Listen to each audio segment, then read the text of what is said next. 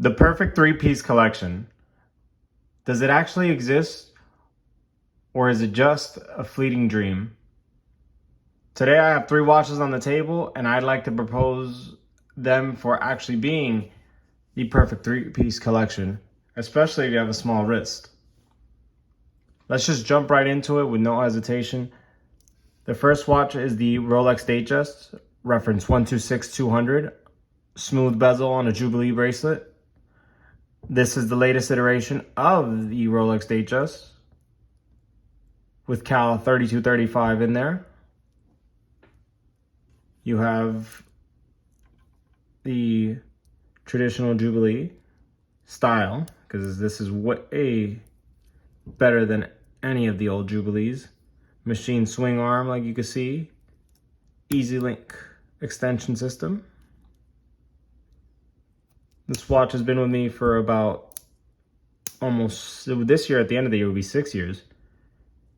And this is a very special piece to me because this watch actually has the old Rolex warranty card. So this watch's warranty card has my name on it. So I get to say it's my Rolex. The next piece, which I recently acquired, and it is the latest pickup in my collection, is this Omega Seamaster 300 ceramic blue in 36 mil. I believe this to be the perfect Seamaster. I guess even the sun would agree as it started shining through. It is the perfect Seamaster, down to its dimensions, its thickness, its beautiful ceramic bezel. Turn it so you can hear. Nice and crisp.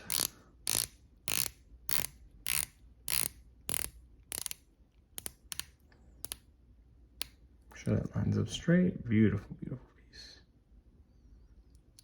This watch features the cal 2500D, so it is a modified ETA 2892 with the coaxial escapement.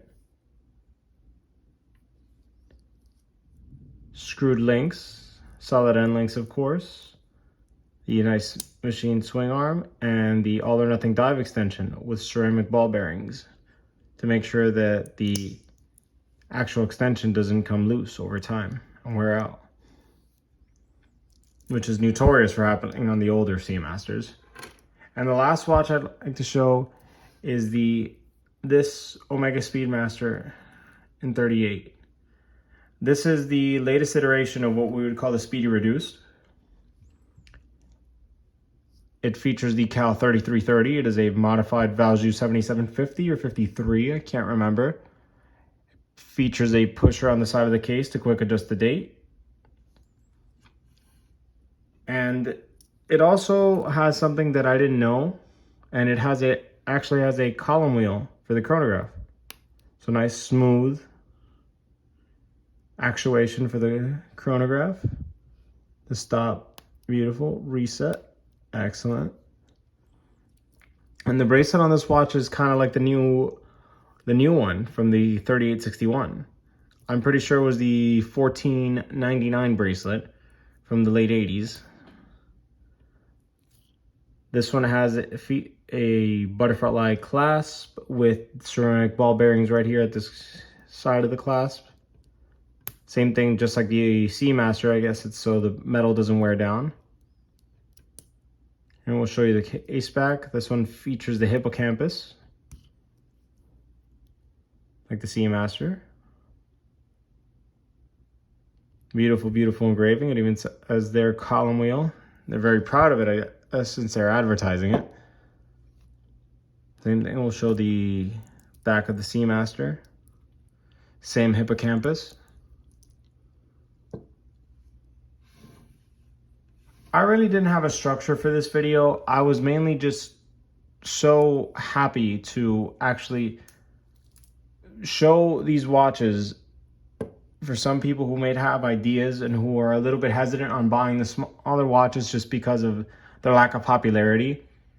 It kind of sucks just because these watches are elegant. They're beautiful. The smaller sizes, the classic proportions are so much better than some of the big chunky watches that we have today.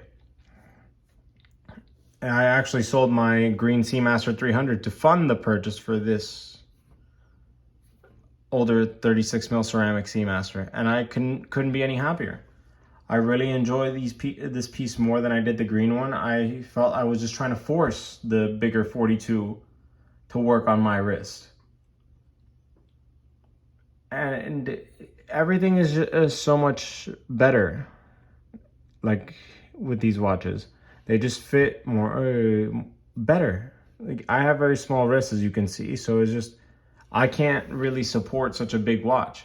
And it sucks because some of the really cool watches are actually in the bigger sizes.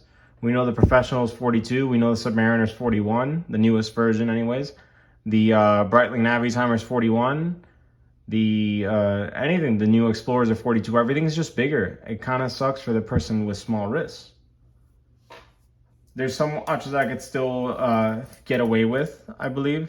Like, I'll show you what's on my wrist today, which is the Rolex Submariner reference 14060M on a aftermarket Jubilee bracelet. I recently found something interesting about the Submariner. Found out something interesting about this sub in particular. So if we look at the crown logo, this is actually a frogfoot dial. Apparently it's only on the Z serial Submariners. Who would have thunk that I'd have a special Submariner, or that there was something that during the more quote-unquote modern iterations of the sub, that they would have something like this little tiny detail. Still a beautiful watch. Here's a bezel ASMR for you guys. Always nice to hear that. And this is just a tiny video just to encourage people who have smaller wrists to just go for it. I kind of think that due to the idea of maintaining the value of my watches, or resale value, right? Just in case if anything happened, I didn't buy what I wanted to buy, essentially. I kind of deluded myself into thinking that I could support bigger watches.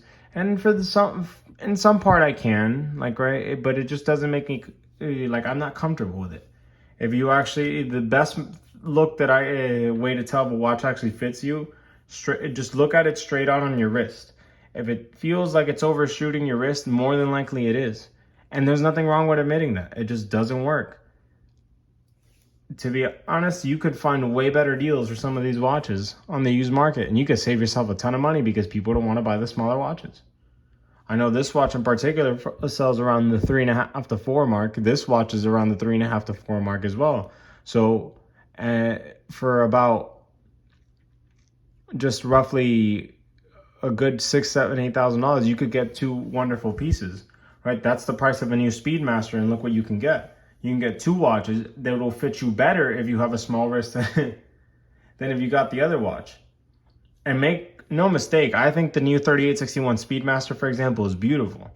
It fits a lot better than the old 1861 Professional, which I have. But I kind of just want to say, just go for it. Get the smaller watches. Even if you're a bigger guy, if you have a 6.5-inch wrist or a little bit bigger than that, go for it. Try them out. They're very elegant. They're very they just kind of integrate themselves into your life better, and you're a little less conscious of them, I think, right? Because you're a little less concerned whether they fit you properly or not, because that was always a big thing with me. Like, I always think, man, this thing looks way too big on me. And it's crazy because even now, I think that the 36 Datejust and the 36 Seamaster fit me too big, and I was thinking about finding something in 34. So you really don't know where your collection's gonna go and what direction it's gonna take.